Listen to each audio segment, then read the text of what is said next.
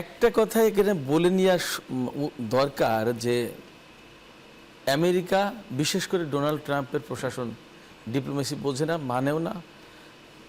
এই লোকটা, আমি ঠিক এইভাবেই বলবো যে এই লোকটা ডিপ্লোমেসির ধারে কাছে তো থাকেই না, বরং এই লোকটার মাথায় শুধু হত্যা এবং গুন্ডামি ছাড়া আর কিছু নেই।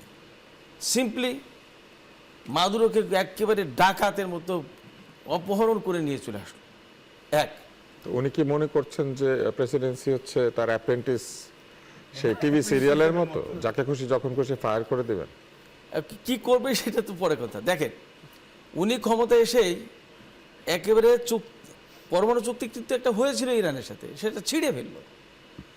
সোলাইমানি, কাসেম সোলাইমানি একজন জেনারেল, সমস্ত আন্তর্জাতিক আইনকে বৃদ্ধাঙ্গুলি দেখিয়ে প্রকাশ্যে উনি ঘোষণা করলেন যে আমি এই অর্ডার দিয়ে হত্যা করেছি। এইবার যে হত্যাকাণ্ডটা ঘটালো, আরও এর আগেও যা ঘটিয়েছে, মানে কোন জায়গায় আমরা দেখতে পারি যে ডোনাল্ড ট্রাম্প বা তার প্রশাসন আন্তর্জাতিক আইন মানে, নিজস্ব আইন মানে, কিংবা মানবতার দিকে তাকায়, কিংবা ডিপ্লোম্যাটিক যে নর্মস আছে, কূটনৈতিক শিষ্টাচার, তার কোনটা মানে না। ফলে ইরানকে বাধ্য হয়ে এখন এই যে নিজেকে ডিফেন্ড করতে হচ্ছে, প্লাস এবার অফেন্সেও গেছে। এবং আপনি যথার্থই বলেছেন, ইরানের যে দৃষ্টিভঙ্গি সেটা হচ্ছে যে এই যুদ্ধটাকে প্রলম্বিত করবে।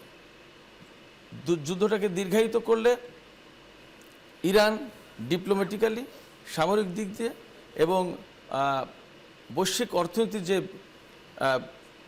ভীষণভাবে টালমাটাল অবস্থা তৈরি হয়েছে বা হবে, এই জায়গায় ইরান একটা ভালো পজিশনে থাকবে বলে মনে হয়। এবং এখানে আমেরিকা, ইসরায়েল দুই দেশই বড় রকমের চাপে পড়বে।